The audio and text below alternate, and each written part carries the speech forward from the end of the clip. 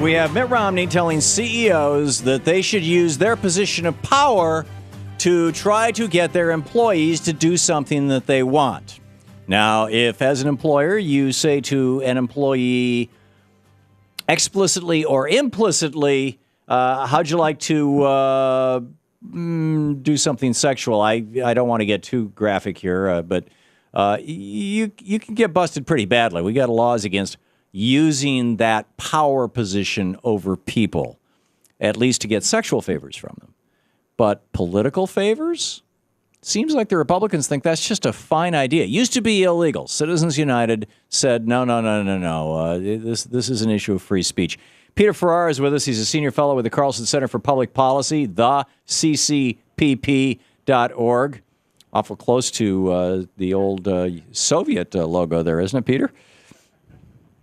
You know, we've raised that point before. It's one letter off. Yeah. Communist Party, CCCP. I've raised that before, but to no avail. Oh, well, okay. It's the ccpp.org. And Peter Ferarra, how can you defend employers using their position of power to coerce their employees or frankly, threaten them? I mean, the Koch brothers, Georgia Pacific, basically, this is not going to be in the best interest of the company and therefore you.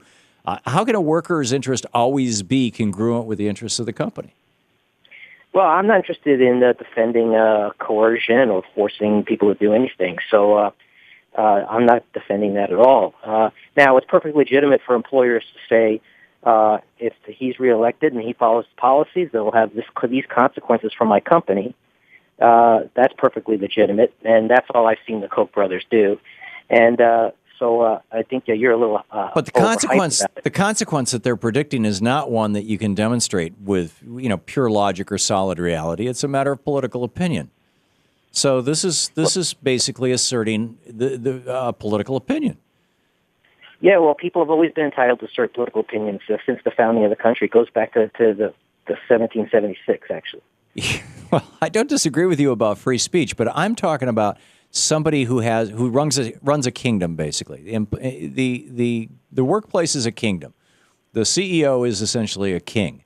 And in right to work for less states, they have absolute power. I mean, they can dismiss anybody anytime for any reasons. And what they're saying is, as a king, here's what I have to say. Now, if the workers want to speak back, they can get fired, and they know it. That's an imbalance of power. Shouldn't we protect people we've had laws on the books for years and years that protected workers against their employers shoving their political perspectives down their throats. Citizens United blew that up. I think the Supreme Court called this wrong.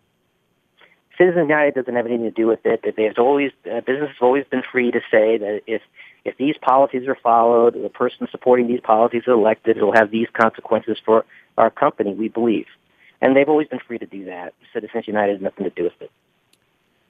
So, well, I strongly disagree. I mean, I would refer you to U.S. Code 441B, Contributions or Expenditures by National Banks, Corporations, or Labor Organizations is the title. It's Title 2, Chapter 14 of the FEC laws. And it says that, anything of value secured by physical force, job discrimination, financial reprisals, or the threat of forced job discrimination or financial reprisal. Now, I would say the threat of losing your job is a threat of financial reprisal. It's illegal. Well, or at least it used to be. I'm perfectly fine with this law is referred to in the Citizens United decision. I'm perfectly fine with saying to employers, if you threaten to fire your employees unless they vote a certain way or unless they participate in a campaign or election, that's against the law. I'm perfectly fine. So if that already says that in the law, that's also good. No, well, this is the law that is specifically referenced in Citizens United as we, the 5 right-wing crazies on the court, are striking this down. I shouldn't say crazies. I don't mean to offend you. Well, I participated in the Citizens United case. I filed briefs in favor of Citizens United. And so I'm also a graduate of Harvard Law School and also a member of the Supreme Court Bar. And so I'm telling you that in regard to what these employers are doing today and what these left-wing websites are saying about what these employers are doing today, that's just communication, and there's no coercion involved in that. And so it always has been perfectly legal. And communication that you may lose your job is not a form of coercion? I'm not in favor of you may lose your job. But that's in some of these communications. Well, that issue never came up when I participated in Citizens United. I didn't see you there either. I didn't see you participating in it at the time, but I was there actually filing briefs, actually all the way up and down the scale, District Court, Circuit Court, Supreme Court, in favor of Citizens United. I never saw that. I never saw the argument that employers need to be free to threaten to fire their workers if they don't vote a certain way. I never saw that in the case. Okay. Actually. So, but you are in favor of this weird notion that money is somehow speech? I thought money was property. I'm just in favor of speech. That's all. All they're doing, and all these accusations that are being made today, all the employers are doing is simple speech. They're just saying, we think that if these policies are followed or Obama's reelected, it'll have these consequences for country. And I agree with them. I've been saying for over a year. I published a small book a year ago, Obama and the Crash of 2013, arguing that if what he's already enacted into law for next year, the comprehensive tax rate increase of January 1st go into effect, there will be another. Wait a minute. Obama didn't put that into law. The Republicans did when they passed the Bush tax cuts by reconciliation. They automatically expire at the end of 10 years. There was Obamacare that's going to affect January 1st. And right, that's going to cut $180 billion out of the budget. And the expiration of the Bush tax cuts that Obama negotiated with the Democrats to extend to next year. He extended it to next year because he recognized at the time that you can't increase taxes in a weak economy. No, not true. He extended the Bush tax cuts because that was the price to stupider today than it was back then. He extended the Bush tax cuts because that was the price to get unemployment insurance extended, because the Republicans were opposed to people getting extended unemployment benefits. In fact, the compromise was that they cut them from 100 weeks down to 78 weeks or 87 weeks or something like that.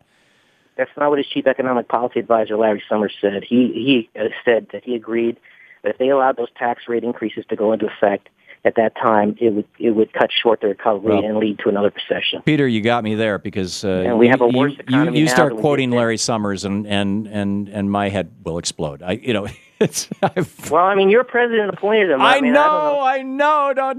Don't remind me about it. So, but in any case, so you're absolutely, you just think it's just fine that these employers say to their employees, it's my opinion that you will lose your job or you may lose your job if President Obama gets reelected. But I'm guessing you don't think that it should be a matter of law that if 51% of the employees sign a card saying we'd like there to be a union, that there's a union.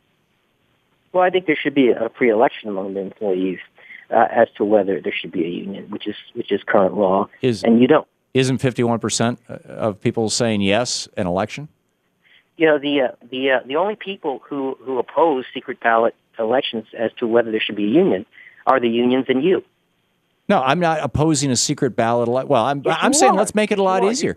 We're talking about card check here. And the reason I bring this up is because this is where the employees can speak back to the employer about politics. Once with card check, once 51% sign the card and say, yes, there's a union, then there has to be an election to decide which union is going to represent them, who are going to be the elected representatives of that union, what are going to be the rules and bylaws of that union. There is a series of elections that follow that. No, the original card check law says you sign 51% and you don't get the election. And it's like telling them to bounce their preferences one by one in a stadium full of MSNBC idiots. From the get-go, what card check does is it allows you to have an election. Anyhow, Peter Ferarra, you can check out his writing, Senior Fellow-Carlson Center for Public Policy, theccpp.org. Peter, thanks for dropping by. Thanks. Always fun talking with you. We'll be back.